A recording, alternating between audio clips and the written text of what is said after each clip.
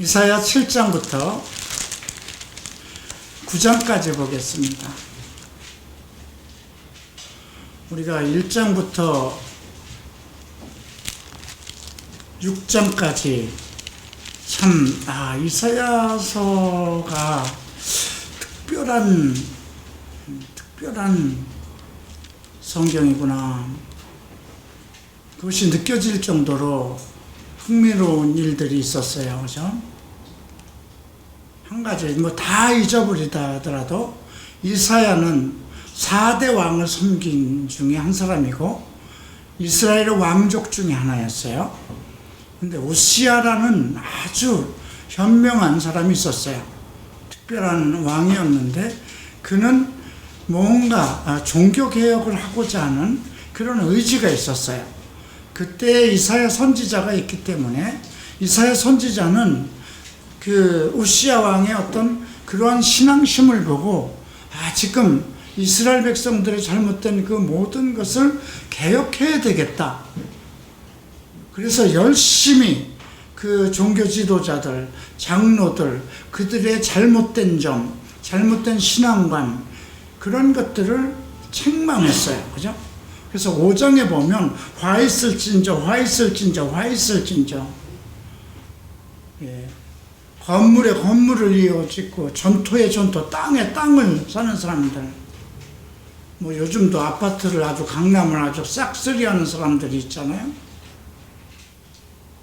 그리고 어떤 그 축제에 빠져 있는 사람들, 이스라엘에게서 포도주는 하나님께서 그 백성들을 마음을 기쁘게 하기 위해서 주신 그런 특별한 의미가 있어요. 그럼에도 불구하고 술에 취하고 독주에 취해서 아침 저녁으로 축제에 빠진 사람들, 거짓말을 아주 술에 끌고 다니듯이 하는 사람들, 악을 선으로 삼는 사람들, 그들은 화 있을 것이라고. 근데 그들이 전부 다 이스라엘의 제사장들, 종교 지도자들, 장로들, 왕족들이었거든요.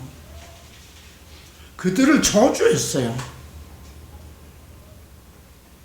우시야 왕의 백을 믿고. 그런데 왕이 죽어버렸어요. 그러면 왕은 죽었지만 그 모든 정권을 가지고 있는 종교적인 지도자들이나 정권을 가지고 있는 사람들은 그대로 살아있는 것이니까 우시야는 죽임을 당할 게 뻔하죠. 그래서 낙심과 고통 속에서 있을 때 하늘이 열렸죠. 그것이 이제 6장 1절이에요. 우시야 왕이 죽던 해에 내가 본즉 주께서 높이 들린 보좌에 앉으셨는데 그의 옷자락은 성전에 가득하였고. 아마 그 이사야는 다 끝났다. 이제 나의 시대도 끝났고 나는 이제 더 이상 살지 못할 거야. 죽임을 당할 것이야. 내 인생 끝났고 이제 이 나라에서 종교개혁, 하나님의 뜻을 성취한다는 건 이제 끝나버린 거야. 그런 좌절감이 있을 때 주께서 높은 보좌 위에 앉아 계신 것을 보이셨습니다. 우리가 사도행전 7장에서도 그 내용을 보죠. 스데반이 돌에 맞아 죽음을 당할 때 예수께서 서 계셨어요. 근데 이런 장면이 또 어디에서 펼쳐지냐면 요한계시록 4장에서 펼쳐져요. 그러니까 이건 특별한 환상이에요. 그의 옷자락이 성전에 가득 찼다는 거예요. 그의 임재하심을 뜻합니다. 임재하심을 본다는 것을 어떻게 볼까요? 임재하심. 주께서 이 거룩하신 영이 여기에 임재하신다는 걸 어떻게 볼까요? 그것을 볼 수 있고 느낄 수 있다는 건 특별한 정말 복 중에 복이겠죠. 근데 환상 중에 본 겁니다. 근데 스랍들이 이제 주를 모시고 서 계신데, 스랍은 그룹 천사입니다. 6날개가 있다고 그랬어요. 특별하죠. 6날개가 있다는 건 둘씩 쌍이 되어 있다는 거예요. 근데 둘로는 얼굴을 가리고, 둘로는 발을 가리고, 둘로는 날며, 천사는 지금도 자기 얼굴을 보이지 않습니다. 천사는 지금도 자기 가는 길을 알리지 않습니다. 그러나 지금도 날고 계십니다. 이 말은 뭘까요? 지금도 우리 가운데 있다는 거예요. 얼굴도 보이지 않고 가는 길도 보이지 않지만 하나님을 모시고 있는 천사들은 지금도 일을 하고 있다는 것입니다. 그리고 그들이 노래합니다. 거룩하다, 거룩하다, 거룩하다. 만군의 여호와여, 그의 영광이 온 땅에 충만하도다. 지금 우리가 어떨까요? 대형교회에 일어나는 많은 일들, 광화문에서 일어나는 일들, 국회에서 일어나는 일들 보면 이 나라 망하였구나. 내가 일본에서 올 때 한국에 가장 유명한 것은 교회였어요. 밤에 비행기에서 내리면 한국은 십자가의 불바다라고 그랬어요. 그래서 정말 이화여대생들이 가장 1순위로 자기 배우자 대상을 목회자로 잡았다고 해요. 지금은 하순위가 아니라 그냥 목사라면 옆에 가기도 싫은 존재가 되어버렸어요. 그죠? 하다못해 이 코로나 사건이 일어나는데도 제일 먼저 부각된 것이 교회예요. 그죠? 그게 신천지 이단이었던 어쨌든 세상 사람들에겐 다 교회예요. 두 번째 일어난 것이 동성애자들이죠. 이태원. 근데 세 번째 대구보다도 더 악하게 보인 것이 교회예요. 그죠? 그건 이단이라고 보지 않는 교회예요.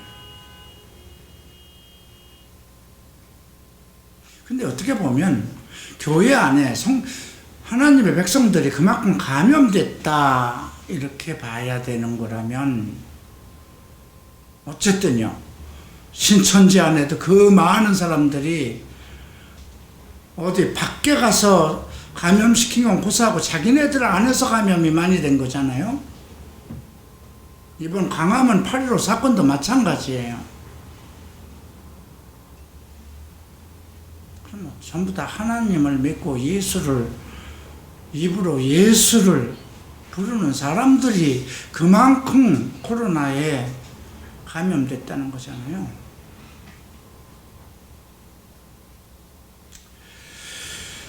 우리가 그런 걸 봤을 때 끝났구나. 대한민국 이제 끝났구나. 대한민국뿐이 아니라 지금도 미국도 그럴 겁니다.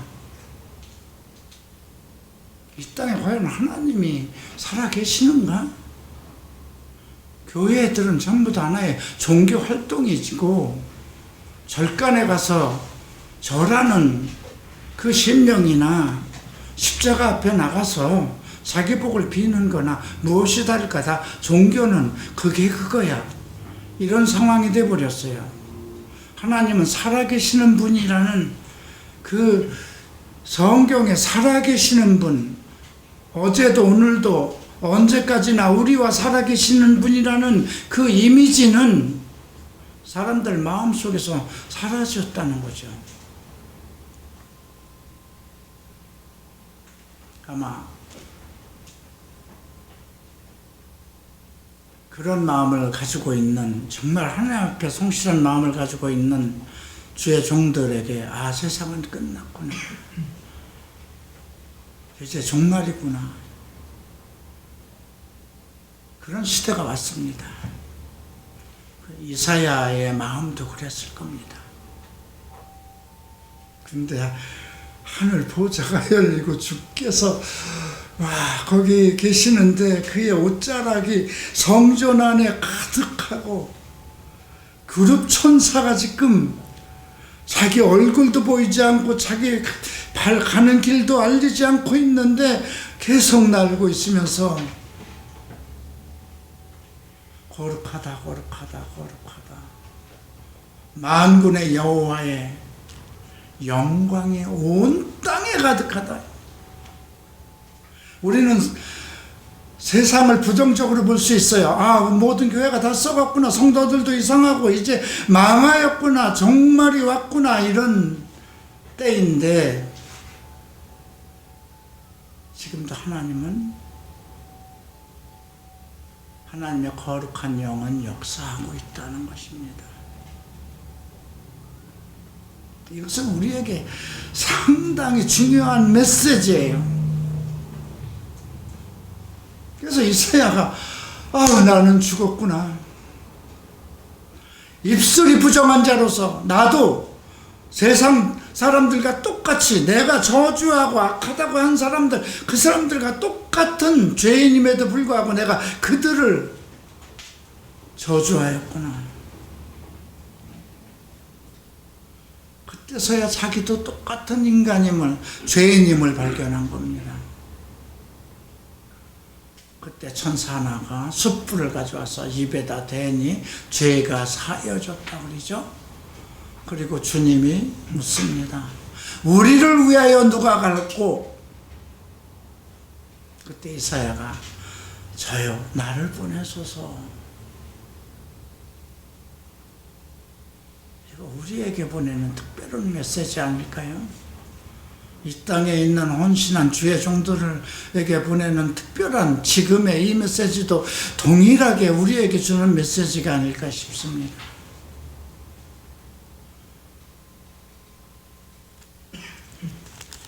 자, 그리고 오늘 7장 1절에 이렇게 기록되어 있는데요. 우시아의 손자요 요담의 아들 유다의 아하스 왕, 그러니까 이제 벌써 우시아 손자라고 그랬으니까 지금 이사야가 3대째 왕을 얘기하는 거예요. 살아있는 동안에. 아람의 르신 왕과 르말리아의 아들 이스라엘의 베가 왕이, 즉 르신과 베가예요. 베가는 이스라엘 왕, 북이스라엘 왕이고요. 그 다음에 르신은 다메섹을 지배하고 있는 아람의 왕입니다. 예루살렘을 칩니다. 하나님의 도성을. 그러나 능히 이기지 못하리라. 근데 자, 그 아람의 르신 왕이 예루살렘을 치는 것은 이해할 수 있어요. 이방인이니까. 근데 북이스라엘은 형제잖아요. 그죠? 물론 국가가 남유다 북이스라엘로 나누어져 있더라도 이스라엘은 12아들이잖아요. 그죠?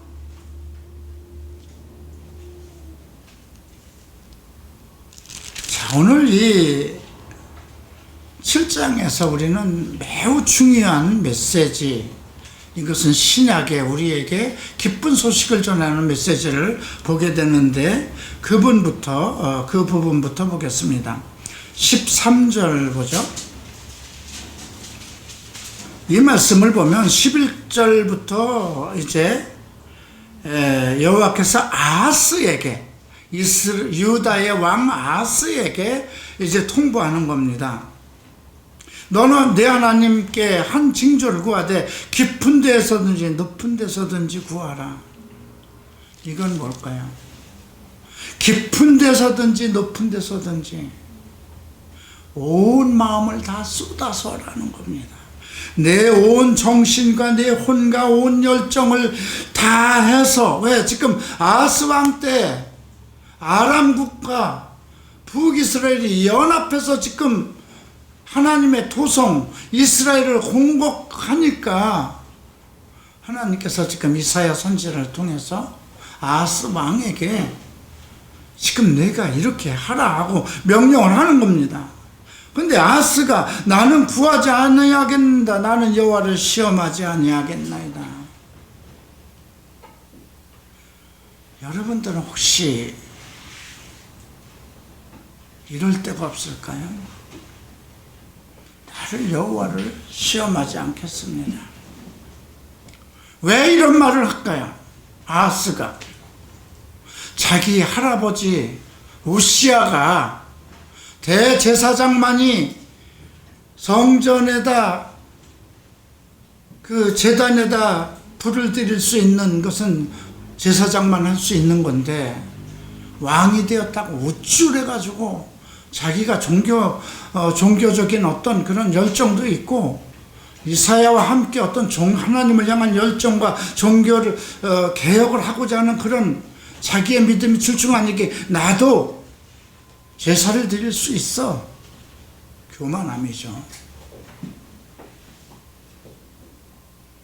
모든 제사장이 안 됩니다 하고 막았는데도 결국 분양을 했죠. 그걸로 인해서 문둥병이 들어서 별궁에 지금 들어가 있는 그 상황입니다. 그것을 손주인 아하스가 아는 거예요. 그러니까 나는 여호와를 시험하지 않겠습니다. 우리가 이걸 통해서 해야 되는 것은 우리는 물론 아브라함의 하나님, 이삭의 하나님, 야곱의 하나님, 솔로몬에게도 네 아비 다윗의 믿음을 따라서 그러면 너를 버리지 않고 네 대를 계속해서 너희 자손들이 후손들이 아브라함의 또 다윗의 믿음을 따라서 율법을 범하지 않고 지킨다면 내가 내 대를 끊기지 않게 하겠다는 하나님의 약속이 있어요. 근데 그런 것을 생각하면 내 할아버지가 그렇게 믿음이 있었는데도 그거 한 번 잘못한 걸로 인해서 아마 우시야 왕 마음속에 아니 내가 과연 하나님께 영광을 돌리기 위해서 분양을 한 것인데 그걸로 인해서 하나님이 나를 치실까? 그런 마음이 있을 수도 있어요. 서로 여러분들 마음속에 내가 이렇게 열정적이고 하나님을 사랑하고 예수를 믿고 정말 주 없이는 살아갈 수밖에 없는데 내가 이 육신의 정욕을 이기지 못해서 잠시 자위를 했다면 그걸로 인해서 하나님이 나를 치시지 않을까? 벌써 주시지 않을까? 그런 마음을 가지고 있다면 그게 시험이에요. 어떻게 생각합니까? 그 사람이 그런 마음을 가지고 있으면 나는 벌 주실 거라고 생각해요. 그 벌이 언제 임할지 모르겠지만은 그러나 하나님의 시험을 한다는 건 그런 때 설마 나를 그죠? 내가 복받은 사람이고 내가 하나님을 사랑하는 사람이라면 하지 말라는 건 해서는 안 돼요. 그죠? 그건 율법 아닙니까? 율법 같았으면요 벌써 돌로 쳐 죽었어요. 그죠? 구약에서는 음행하는 자, 남색하는 자, 자기 이모와 자는 자 다 돌로 쳐 죽였어요. 율법 같으면. 다만 신약에서는 너 예수 열심히 묻었어. 그래 내가 인정해. 너 하나님의 자녀야. 근데 아직도 불의한 행위에 이러한 죄를 져? 그럼 너는 천국에는 안 되겠다. 이게 성경이에요. 그죠? 대못을 박아놓은 거예요. 불의한 자가 하나님 나라를 기업으로 맞지. 기업이라는 거는요, 우리는 예수를 믿는 순간 예수 그리스도께서 이 땅에 오신다는 것을 보장된 거예요. 그런데 불의한 자에게 대못을 박아놓은 겁니다. 거기에 시기와 질투와 같은 우리의 마음의 문제는 들어있지 않아요. 음행과 간음과 우상숭배와 남색하는 자와 여성처럼 행동하는 자와 술 취하는 자와 도둑질하는 자와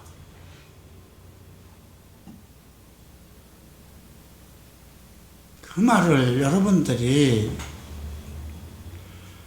설마 내가 예수를 이렇게 사랑하는데 육신의 정욕을 좀 못 이겨서 내가 술 좀 먹었기로서니 천국 문을 닫아? 우리 하나님이 그렇게 사랑이 없는 분이야? 아니요. 성경은 성경대로, 성경에 기록된 대로 믿어야 되는 것이 우리의 믿음입니다. 지금 그래서 이 7장 우리가 여기에서 아하스 왕이 절대로 나는 여호와를 시험하지 않겠습니다. 그렇게 하니까 이사야가 이럽니다. 그러니까 아까 우리가 10절에서 지금 11절 10절에서 아하스에게 말씀하신 거는 누구를 통해서 한 거예요? 이사야를 통해서 한 말씀이에요. 이사야가 이르되 다윗의 집이여 원하건대 들을지어다. 원하건대 들을지어라는 거 반드시 들어야 된다는 뜻입니다. 이르되 너희가 사람을 괴롭히고도 그것을 작은 일로 여겨 또 하나님을 괴롭게 하느냐? 지금까지 네가 하나님의 백성으로 하나님을 사랑하는 백성이라고 하고 하나님을 존경한다고 그러고 하나님을 시험하지 않는다고 하면서 이제까지 사람을 괴롭혀하고 살아왔으면서 이제 그것도 작은 일로 여겨서 하나님을 괴롭히느냐? 그리고 14절에 함께 읽겠습니다. 그러므로 주께서 친히 징조를 너에게 주실 것이요 보라 처녀가 잉태의 아들을 낳을 것이요 그의 이름을 임마누엘이라 하리라. 동준 형제 고개 들으세요. 손으로 머리도 받치지 마세요.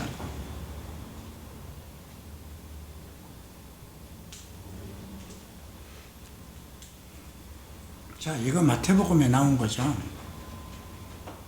그래서 예수의 이름이 뭐냐 그러면 어떤 사람은 임마누엘이라 이렇게 얘기를 합니다.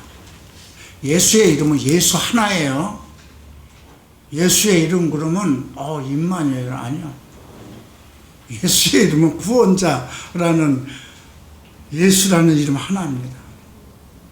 여기서 나오는 임마누엘은 무슨 뜻일까요? 하나님이 우리와 함께 하신다는 뜻이에요. 그게 마태복음에 하나님이 우리와 함께 하신다 임마누엘. 그분이 누구예요? 예수라는 거예요. 오늘 그래서 이 7장의 메시지가 어떤 상황에서 주어졌는가? 이제 7장 2절로 갑니다. 어떤 사람이 다윗의 집에 알려 이르되 아람이 에브라임과 동맹하였다.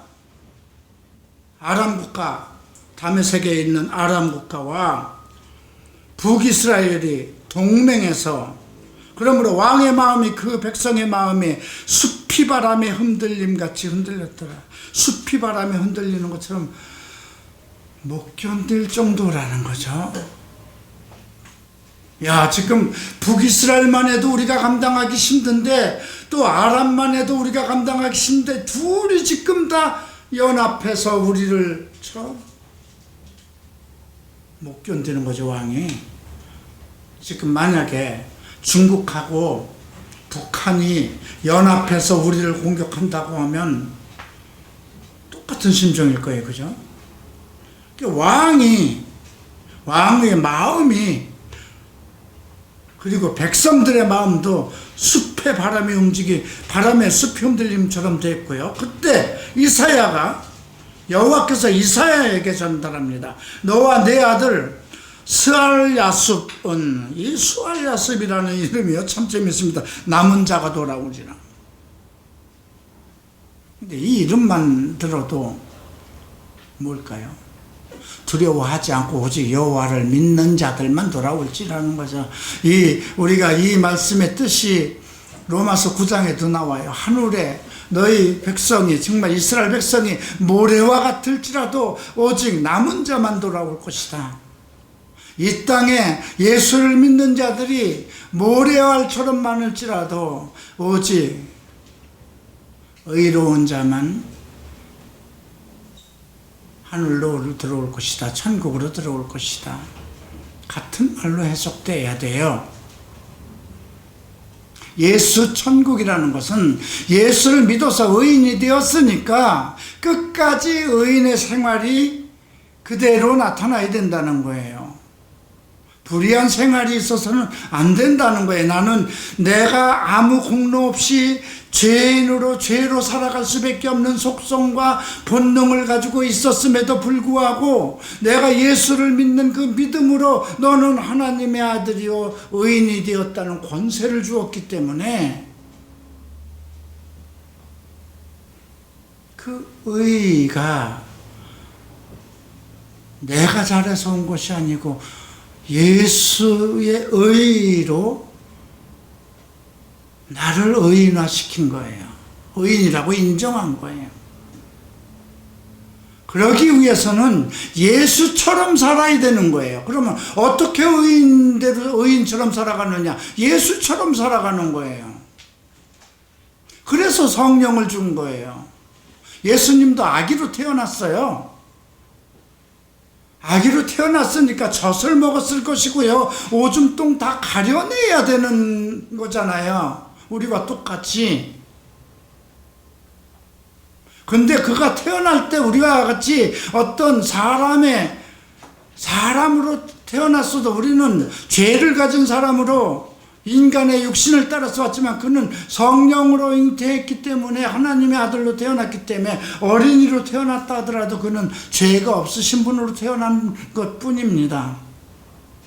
그러면 성장 과정이 없나요? 똑같이 다 성장 과정은 있었던 거예요.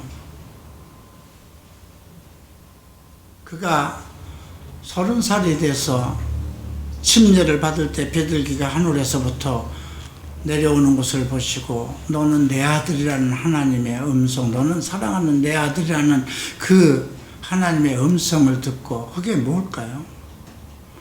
그에게 메시아의 영이 임한 겁니다. 그럼 우리에게는 어떤 영이 임했을까요? 하나님의 성령이 이미 우리 안에 계신 거잖아요. 예수를 믿는 순간 우리로 의인으로 살아가고 지키도록 살아갈 수 있는 능력을 갖게 하기 위해서. 그런데 그 원칙 하나를 두셨어요. 성령은 자기 마음대로 말씀하시지 않고 오직 들은 말씀대로 우리에게 인도하신다.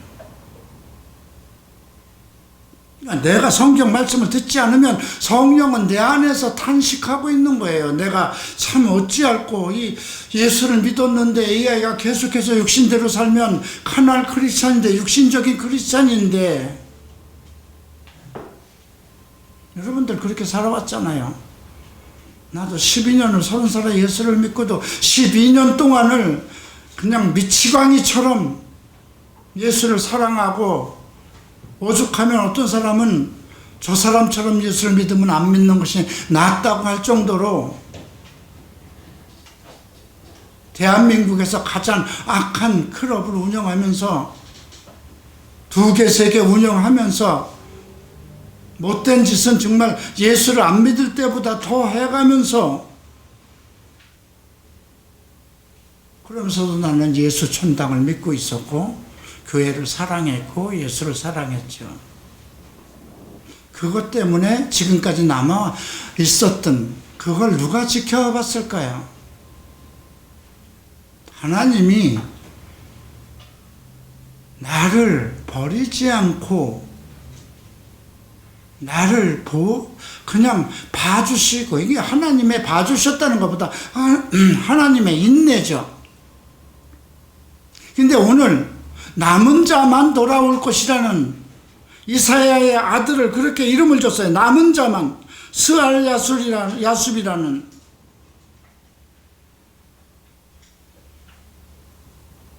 남은 자만 돌아오는 것. 자, 4절에 보면 너는 삼가 조용하라. 르신과 아람과 르말리아의 아들이 심히 노할지라도 그들은 연기나는 두 부직갱이 그루터기에 불과하니. 연기나는 부직갱이의 그루터기라는 거는 이제 그 불나서 펄펄 그냥 연기가 나는 그 나무 상태가 아니라 부직갱이가 다 이제 타서 다 꺼져가고 그냥 끄트머리만 남아있는 그 상황이라는 거예요. 그러니 낙심하지 마라. 그러니까 이만큼 하나님이 예루살렘 백성들, 유다의 백성을 사랑하셨던 겁니다. 하나님을 사랑했기 때문에. 아람과 에브람과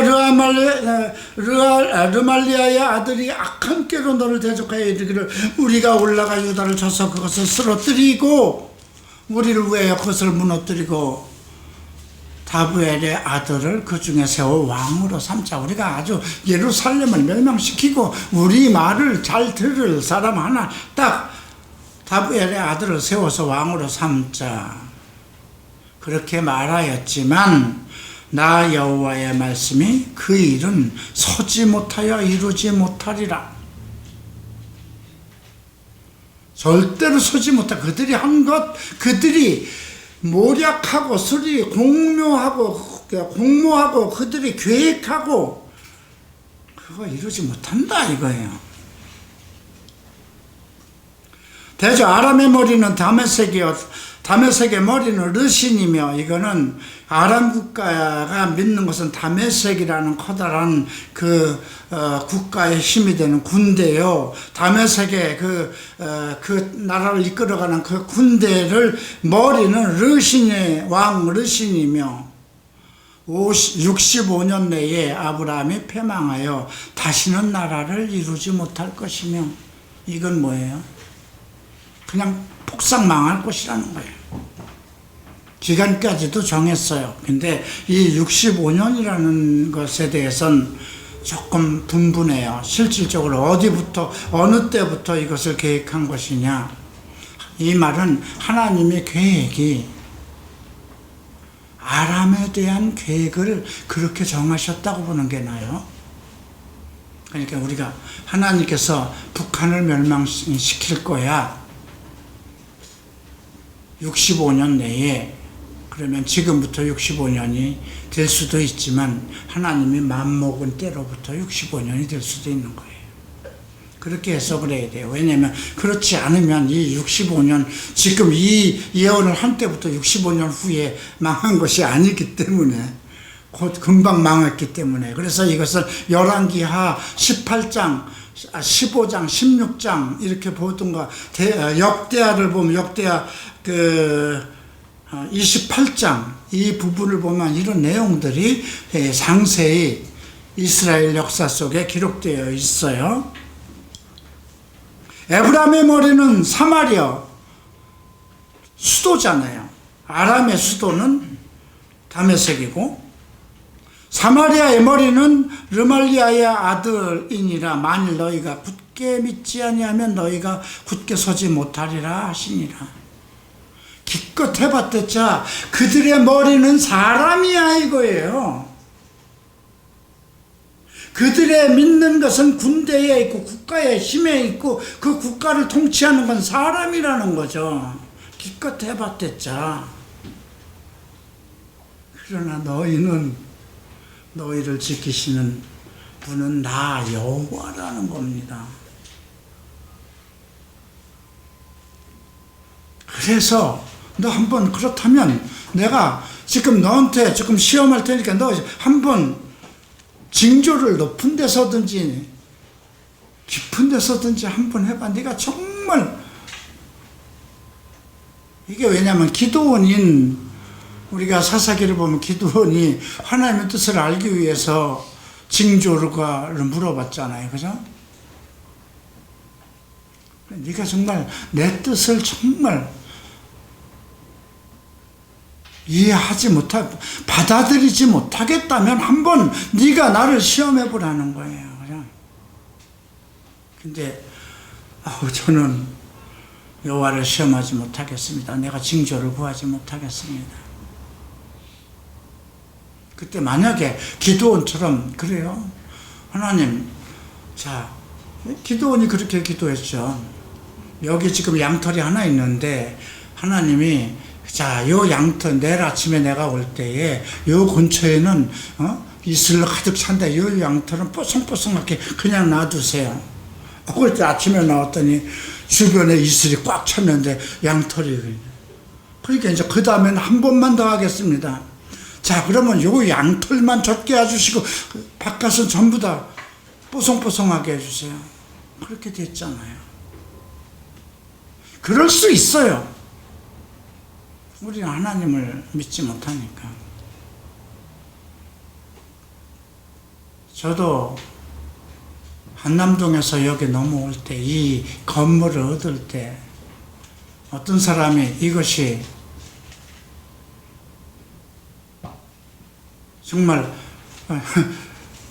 8천만 원에 100만 원이라고 할 때 돈이 5천밖에 없었어요. 그것도 이사 비용 받아서 3,500만 원 합쳐서 5천만 원밖에 없는데 택시를 타고 오면서 하나님, 내게 5천만 원이 있습니다. 근데 그건 8천만 원에 100이라고 합니다. 그런데 주인이 5천만 원에 주겠다면 하나님 뜻으로 알고 나는 계약을 하고 올 것입니다.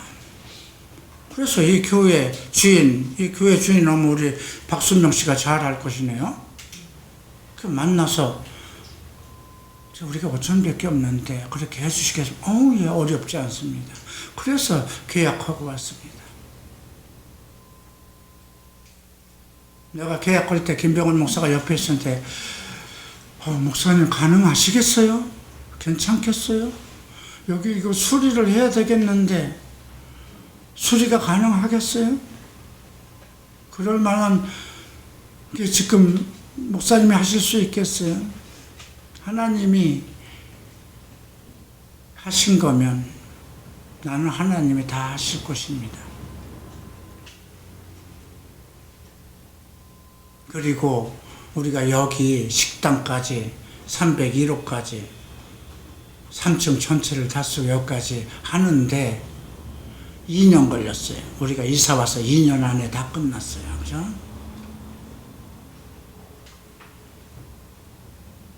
성경대학 하는데 기숙사가 필요합니다. 그거 기도해서 얻은 것이 여러분 식당 자리예요. 그거 원래 기숙사로 쓰려고 해서 바닥에 온돌까지 깔았던 거예요. 그러니까 우리가 내가 어떤 하나님을 시험할 때 하나님이 과연 이렇게 하실까? 나를 위해서 이렇게 하실 것인가 하는 건 시험이에요. 그런데 하나님의 뜻을 묻는 건 시험이 아니잖아요. 나 자신의 계획을 위해서 내 목적을 다루기 위해서 하는 건 시험이에요. 이것이 하나님의 뜻이면 그거 이스라엘에는 우림과 둠빔이라는 게 있어서 제사장의 가슴 속에 검은 돌과 흰 돌이 있어서 하나님의 뜻을 물을 때 우림과 둠빔으로 결정을 했던 거거든요.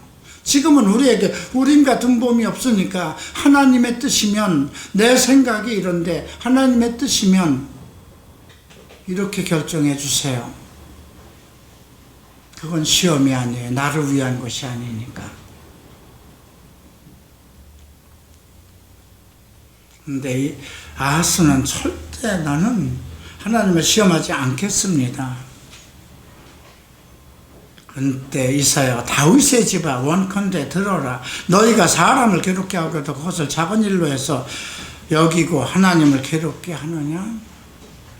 그러므로 친히 징조를 네가 징조를 구하지 않겠다면은 하나님께서 징조를 보낼 텐데 처녀가 잉태하여 아이를 여기서 처녀라는 헬라어는 알마입니다.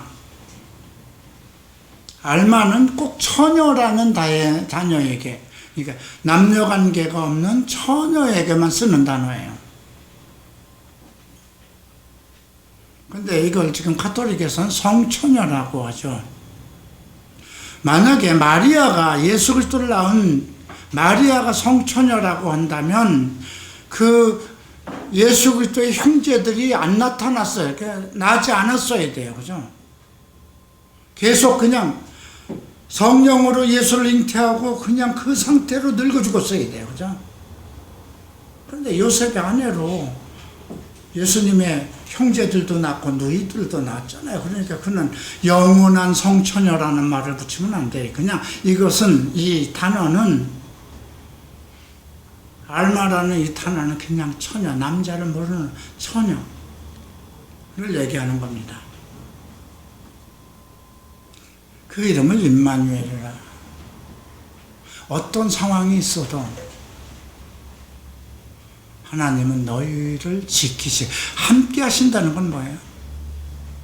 너희를 지키실 것이라는 거예요.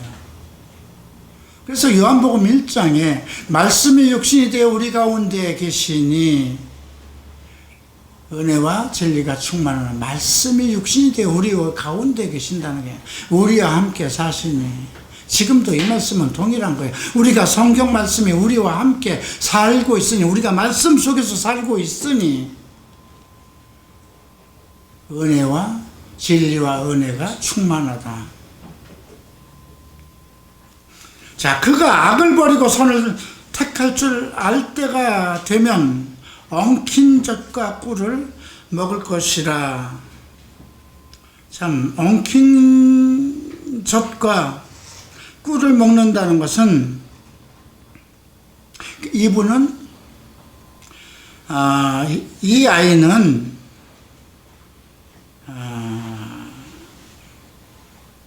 뭐라고 그럴까요? 그냥 인성을 가진 평범한 사람.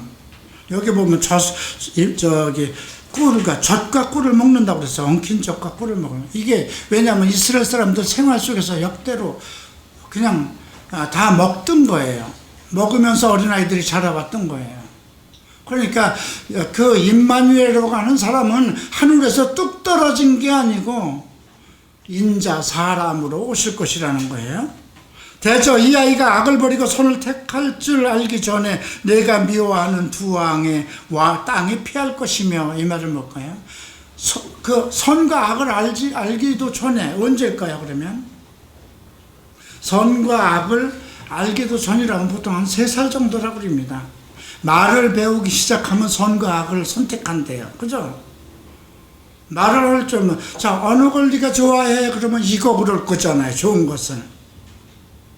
근데 말을 못하고 아직 방실방실 누워있을 때는 무엇을 좋은 것을 선택하지 않아요.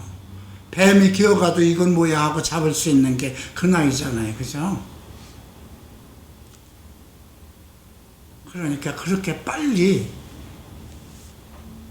두 나라의 왕이, 북이스라엘도 또 아람 왕도 망할 것이라는 것입니다. 17절 봅니다. 여호와께서 에브라임이 유다를 떠날 때부터 당하여 보지 못한 나를 너와 내 백성 내 아버지의 집에 임하게 하시려니 곧 아수르의 왕이 올 것이다. 이 아수르에 의해서 다메섹 아람 왕이 다 망하고요. 그 다음에 북이스라엘도 망합니다. 그리고 나중에 이 아수르는 어디에서 망할까요? 바벨론에 의해서 이제 다 망하는 거예요. 이제 남유다가 망하죠. 자, 18절. 그날에는 여호와께서 애굽 하수에서 먼 곳에 파리와 아수리의 땅벌을 부르시리니 다 와서 거친 골짜기와 바위 틈과 가시나무 울타리에 모든 초장에 앉으리라. 자, 여기 보면 애굽의 하수, 먼 곳의 파리, 생각지도 않았던 것이 그냥 몽땅 이스라엘이 마치 그냥 뭔가 먹거리가 된 것처럼 똥파리까지 와서 그 이웃의 모든 나라들이 와서 다 모든 초장에 앉는다는 거죠. 그것이 하나님이 하시겠다는 거예요. 20절 그날에는 주께서 하수 저쪽에 새내어온 삭도, 하수 저쪽에서 새내어왔다는 건 뭐예요? 아주 더러운 곳이잖아요. 하수는 그 강리니까 새내어서 온, 빌려온 거예요. 이건 외세의 힘을 끌어다가 이런 뜻이에요.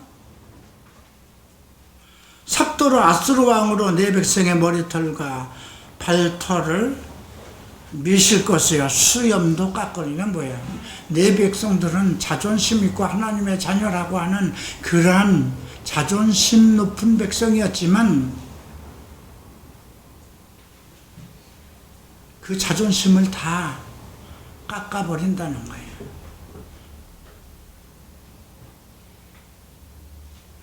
또 21절 그날에는 사람이 한 어린 염소와 두 양을 기르리니, 한 어린 암소와 두 양을 기른다고 그러네요. 그들이 내는 젖이 많으므로 엉킨 젖을 먹을 것이요 그 땅 가운데 남아있는 자는 엉킨 젖과 꿀을 먹으리라.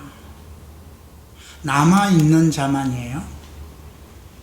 다 몽땅 망하게 하고 다 그들의 높은 자나 왕이든 누구든 수염이고 머리고 다 깎아서 그 자존심이나 그 위세 다 없게만 후에 그날에는 사람이 한 어린 염소와 두 양을 기르리라. 누굴까요? 예수입니다. 그래서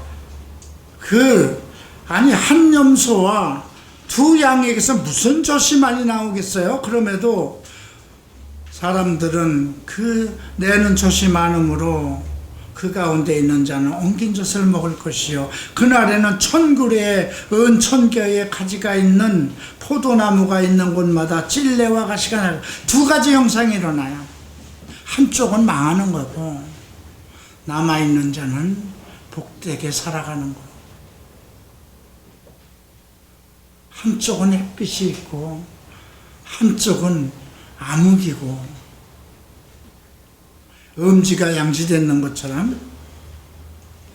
그래서 온 땅에 찔레와 가시가 있으므로 화살과 활을 가지고 그리로 갈 것이요 보습을 갈던 모든 산도 찔레와 가시 때문에 두려워서 그리로 가지 못할 것이고, 보습과 칼을 갈던 이것은, 보습이라는 건 농기구잖아요. 근데 그 땅이 전부 다 찔레와 가시 때문에 아무것도 못한다는 거예요. 농기구가 있고 칼이 있어도 아무것도 못한다는 거야. 그런데 그 땅은 소를 풀어 놓으며 양이 밟는 곳이 될 것이다.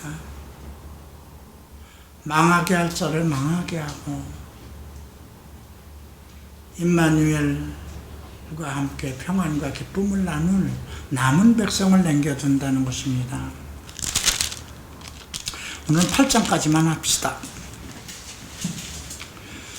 자, 8장을 봅니다. 여호와께서 내게 이르실 때 너는 큰 소판을 가지고 그 위에 통역문자라는 건 뭐예요?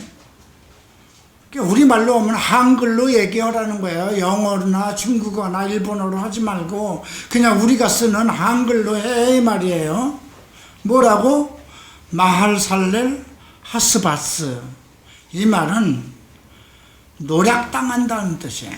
빨리 노략당한다. 나중에 한순간에 모두 빼앗길 것이다. 왜 통역문자로 쓰라고 그랬을까요? 모든 사람이 다 알게 하기 위해서.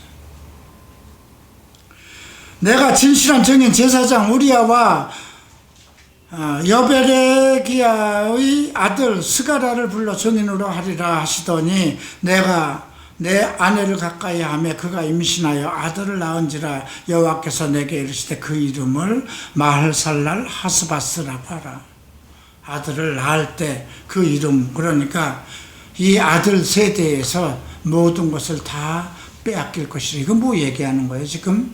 바벨론에 의해서, 느부갓네살 왕에 의해서 유다가 완전히 초토화되고 다 포로로 끌려갈 것을 얘기하는 것입니다. 자, 이는 이 아이가 내 아빠 내 엄마라고 부를 줄 알기 전에 다메섹의 제물과 사마리아의 노략물이 아스르 앞에 옮길 것이요. 먼저는 이건 유다는 나중에 느부갓네살 왕에 의해서 그렇게 망할 것이지만, 그 먼저 망하는 것이 아스르에 의해서 다메섹 아람 국가와 북이스라엘 사마리아죠. 그 왕 아주 완전히 초토화돼서 전부 다 포로가 돼서 끌려갈 것이라는 것입니다. 노략물이 될 것이라는 거죠. 그 아이가 엄마 아빠라고 이름을 부르기 전에, 이건 3살 이전에, 그러니까 앞으로 3년 내에, 이런 뜻입니다.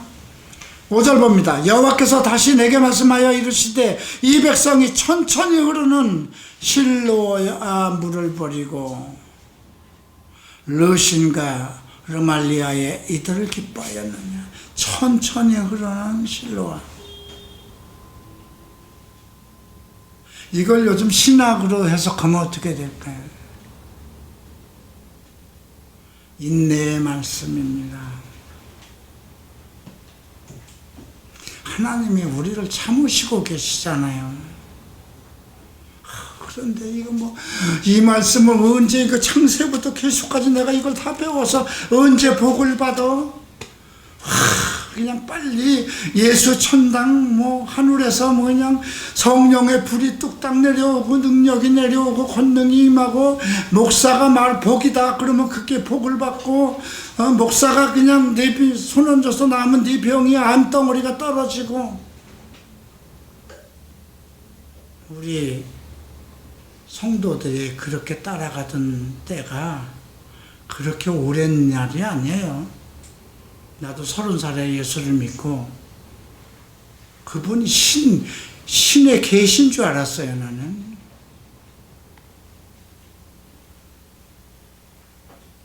그분의 신에 계시고 신이 쓰는 도구인 줄 알았더니, 글쎄요, 요즘에 보니까 그냥 늙은 목사, 은퇴 목사더라고요.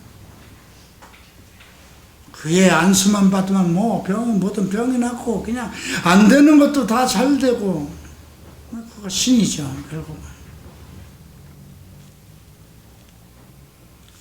천천히 흐르는 물. 하나님의 말씀은 인내의 말씀입니다. 우리를 참으십니다. 하나님은 우리를 참으십니다. 천천히 흐르는 실로아 물을 버리고 르신과 르말리의 아들을 기뻐했다. 그러므로 내가 흥룡하고 창이란 큰 하수 곧 아스르 왕과 그 모든 위력으로 그들을 뒤덮을 것이라. 그 모든 골짜기에 차고 그 모든 언덕에 넘쳐 흘러 유다에 들어와서 가득하여 목에까지 치밀이라. 임마누엘이여 그가 펴는 날개가 내 땅에 가득하리라. 근데 이게 좀 상반된 말씀이잖아요. 그냥 망할 것이라는 거잖아요. 그냥 그 저주가 흘러들어서 아주 목까지 가득 찰 것이라는 거예요. 천천히 흐르는, 너희를 향해서 인내하고 하는 하나님의 마음과 하나님의 뜻과 하나님의 말씀을 공부할 생각을 안 하고 어떻게 하면 그냥 빨리 복을 받을까 하는 그런 심령으로 너희들이 쫓아가서 정말 하나님께서 흉용하고 창이란 큰 하수로 재앙을 내려서 너희들의 그 숨도 못 쉬게끔 그 물이 목을 치밀러 올 것이라는 거예요. 그런데 한편에선 임마누엘이요 그가 펴는 날개가 내 땅에 펴는, 망할 것이 망해야 하나님의 평화가 온다는 것입니다. 이게 이사야서 아까 그 6장에서 얘기하잖아요. 자, 우리를 위해서 누가 갈고 그랬더니 이사야가 손들어서 주여 나를 보내소서 내가 여기 있습니다.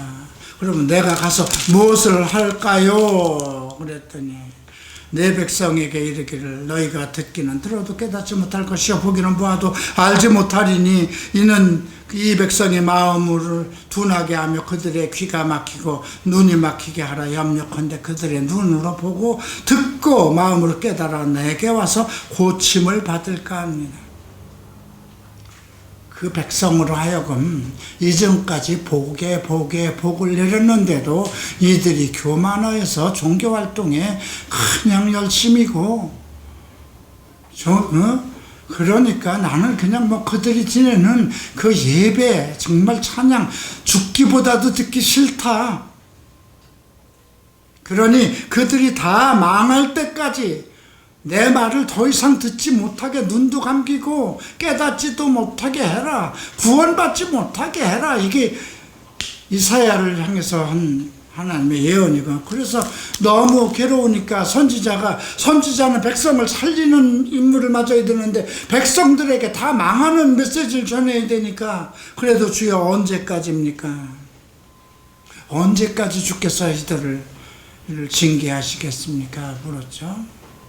성읍들이 황폐하여 주민이 엎어지고 가옥에는 사람이 없고 토지는 황폐하게 되어 사람들이 멀리 옮겨서 이 땅 가운데 황폐한 곳이 많을 때까지 해라. 그 중에 10분의 1이 남아있을지라도 이것도 황폐하게 될 것이니 밤나무와 상수리가 폐임을 당하여도 그 그루터기가 남아있는 것 같이 거룩한 시 이 땅의 그루터기입니다. 몽땅 다 망할 것이다. 그리고 그루터기 하나가 딱 남을 것이다. 그래서 남은 자는 살려둔다는 것일까요? 남은 자들이 뭐를 했기 때문에 그럴 거예요. 세상과 정치에 부귀와 영화와 음행과 더러운 곳에 이끌려가지 않고 오직 하나님의 말씀을 들으려고 했던 사람들을 얘기하는 것입니다. 이 말씀은 지금도 동일합니다. 9절 이 민족들아 함성 질러보라 그럽니다. 끝내 평하리라. 그리고 너희는 허리를 동이라. 그러나 끝내 허리를 동이고 함성을 지르고 요란 법석을 떨어봐라. 망할 것이라는 거야. 끝내는 망한다. 한번 10절엔 너희는 함께 계획해라. 너희가 전부 똘똘 뭉쳐서 한번 이 난관을 어떻게 이겨나갈 것인가 함께 계획해 볼지라. 나는 요즘 어느 정권이 하는 걸 보고 망하겠구나 이들이. 와, 어떻게 이들이 함께 하는 모든 이 내용들을 보면 이게 지금 여기 보세요. 너희는 함께 계획하라.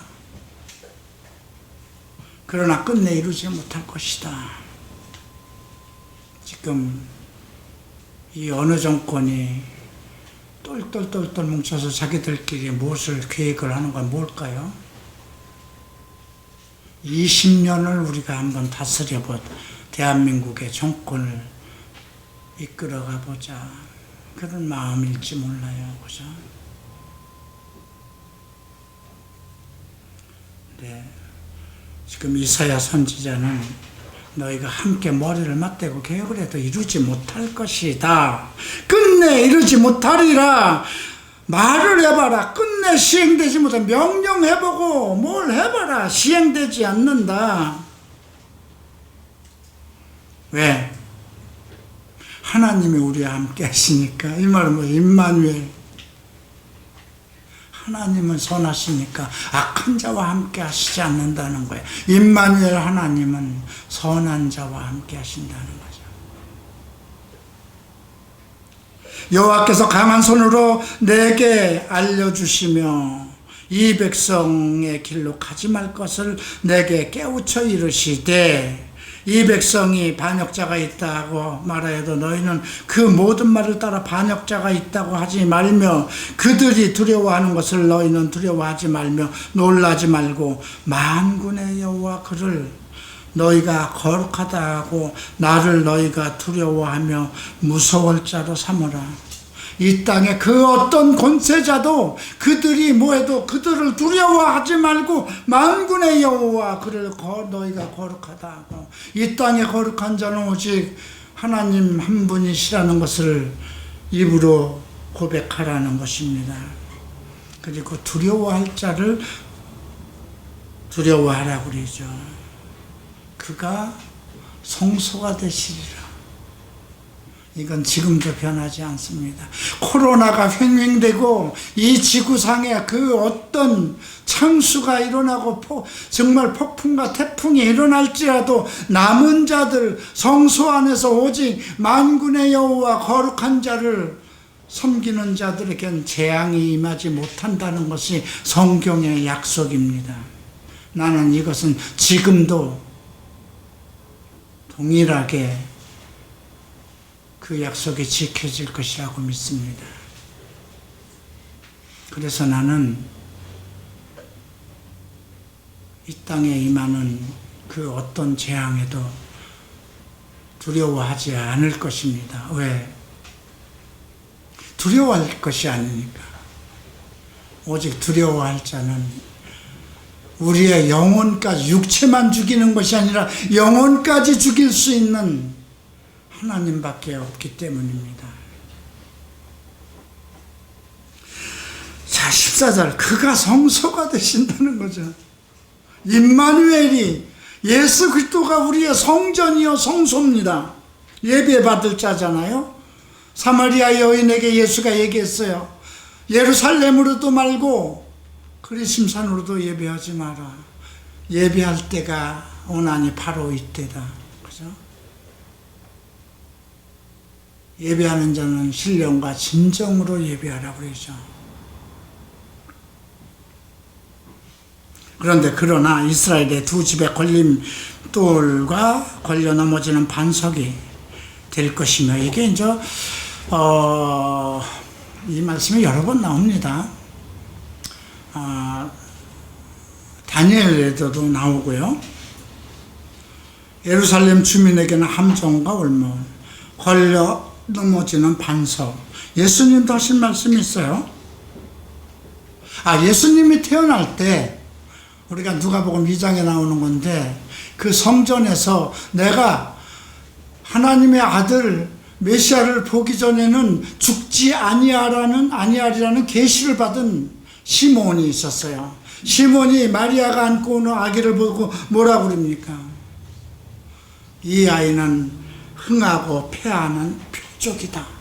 흥하고 패하는, 믿는 자는 흥하고 믿지 않는 자는 패하는 거죠. 칼이 내 마음을 찌르듯 할 것이다. 이게 마리아에게 한 말인데요. 자, 이 말씀, 그래서 많은 사람들이 그로 말미암아 걸려 넘어질 것이요 부서질 것이며 도서에 걸려 잡힐 것이라. 돌이 그 돌에 넘어지면 살 것이요, 예수님도 하셨죠. 그 돌이 너희 머리에 떨어지면 천색이 박살이 날 것이다.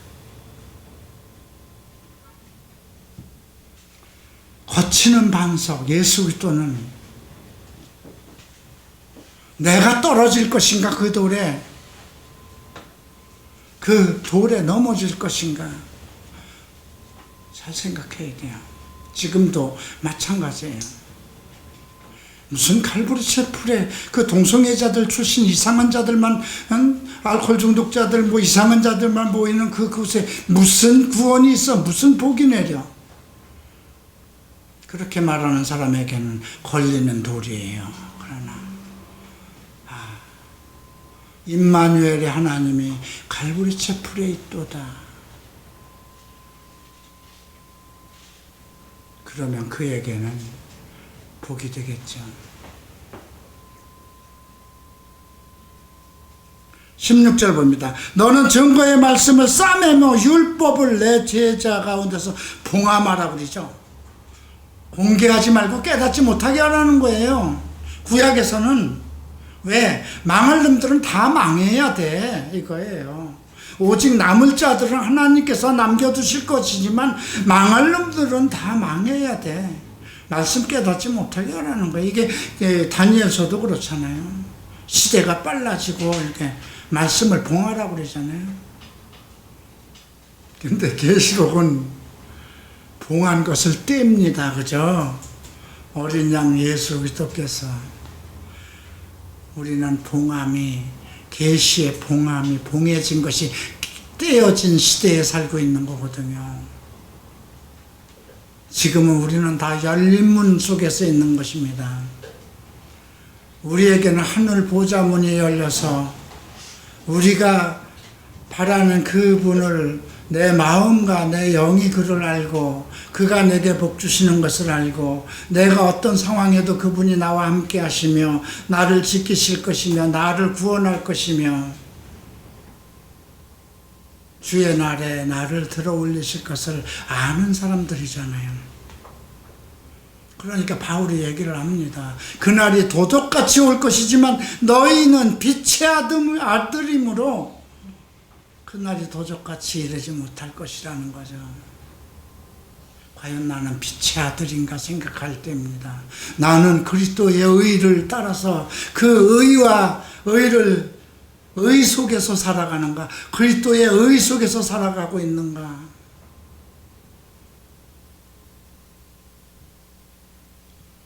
17절 이제 야곱의 집에 대하여 얼굴을 가리시는 여호와 지금까지는 야곱의 집을 복주셨어요.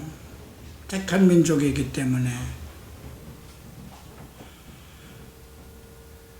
근데 이제 야곱의 집에 대해 얼굴을 가리시는 여호와를 나는 기다리며 그를 보리라. 이사야의 고백입니다. 이 민족 야곱의 백성 우리 이스라엘을 향해서 얼굴을 가리셨는데 나는 그를 보리라. 보라 나와 및 여호와께서 내게 주신 자녀들이 이스라엘 중에 징조와 예표가 되었나니 이는 시온산에 계신 만군의 여호와께로 말문 것이다. 이스라엘 중에 징조와 예표가 되었다고 그랬어요. 보라 나와 및 여호와께서 내게 주신 자녀들 남아있는 자들 세상 사람들은 버린 자들 구원받지 못할 자들 저주받은 자들이라고 할지 모르겠지만 그들은 하나님을 원망하고 하나님을 욕하고 하나님을 시험하던 자들은 아니잖아요. 자기의 육체의 기쁨 자기가 원해서 자기 길로 갔던 사람들이잖아요.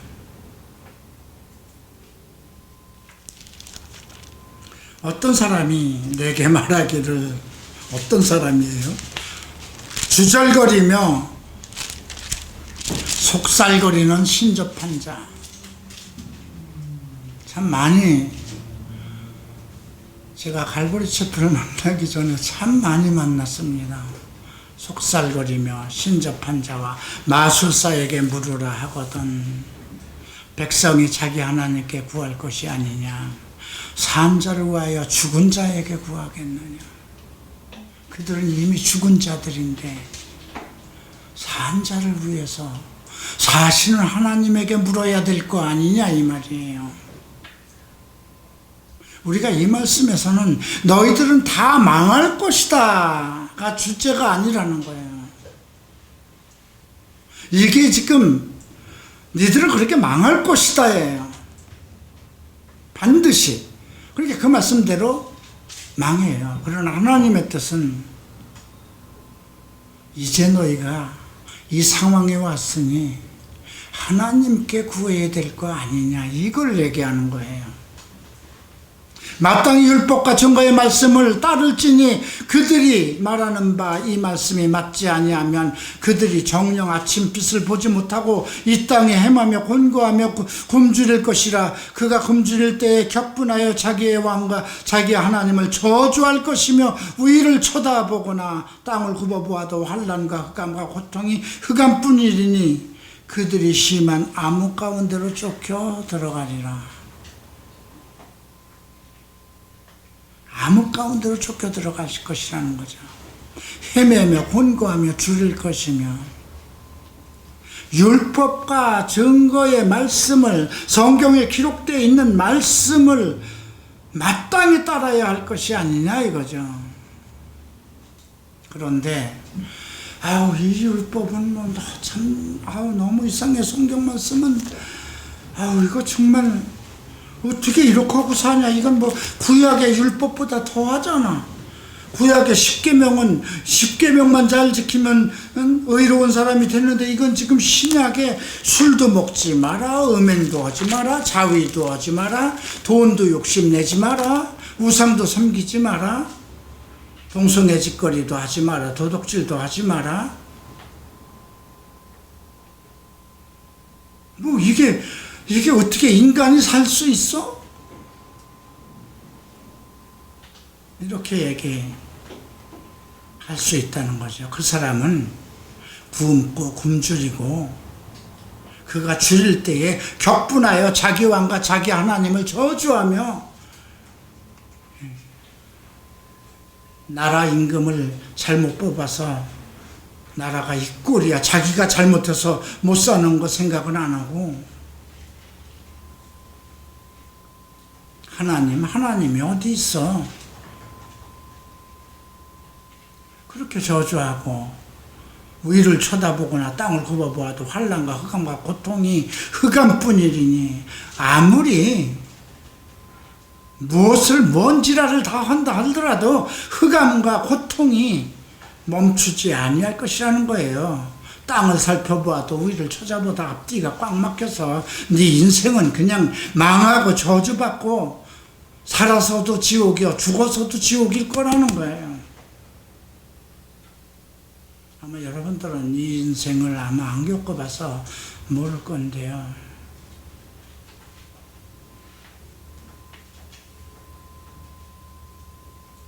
근데 내 얘기하는 것 같아요. 지금 이 성경 내용이. 난 이럴 때가 있었어요. 자, 오늘 우리에게 주시는 메시지는 임마누엘입니다. 우리와 함께 하시는 하나님.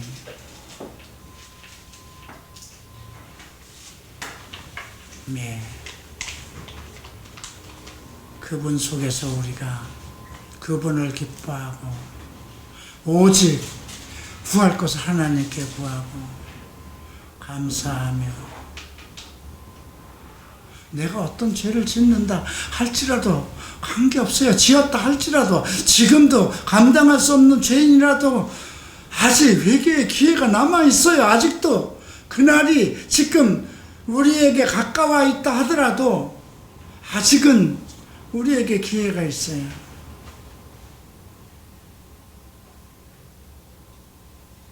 이제 우리가 살아갈 수 있고, 모든 죄의 유혹에서 빠져들지 않고 온전히 하나님의 말씀 속에서 주의 성도로서 의인으로 살아갈 수 있는 것은 임마누엘과 함께 하시는 것입니다.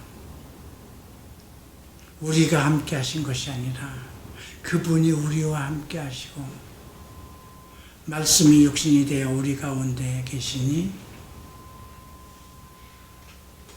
은혜와 진리가 충만하더라는 그 말씀을 가슴에 새기시기 바랍니다. 기도합니다. 존귀하신 주님, 우리가 오늘 임마누엘을 봅니다.